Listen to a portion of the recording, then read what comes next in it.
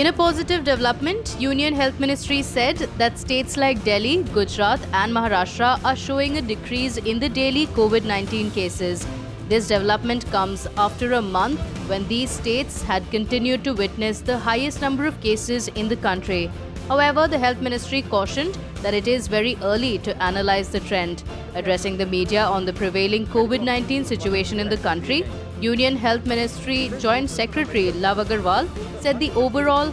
fatality rate of the country stands at 1.10%.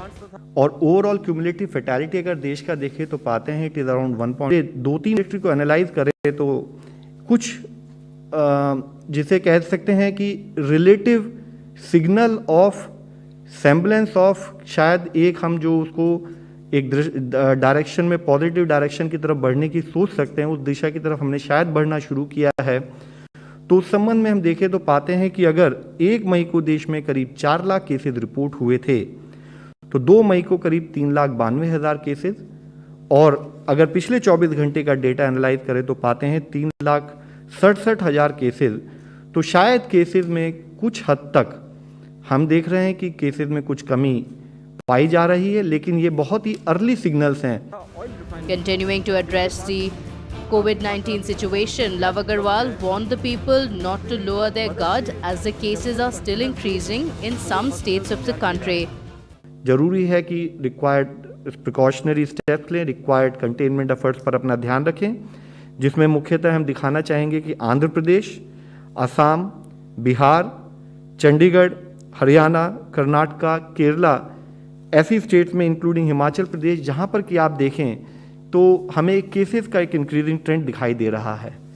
Similarly यही situation है मणिपुर, मेघालय, मिजोरम, नागालैंड, उड़ीसा, पुडुचेरी, राजस्थान, सिक्किम, तमिलनाडु, त्रिपुरा और वेस्ट बंगाल में देख रहे हैं। Amid the surge in shortage of oxygen cylinders, the Health Ministry informed that they are temporarily planning to set up COVID care centers near industrial units that prepare oxygen for medical purpose. हम उसको medical purpose के लिए इस्तेमाल करने का plan कर रहे हैं, जिसके अंतर्गत इंडस्ट्रियल यूनिट्स जो कि उस गैस को बनाती है जिसकी प्योरिटी हमारे मेडिकल पर्पसेस के लिए सूटेबल है और जो शहर के पास हैं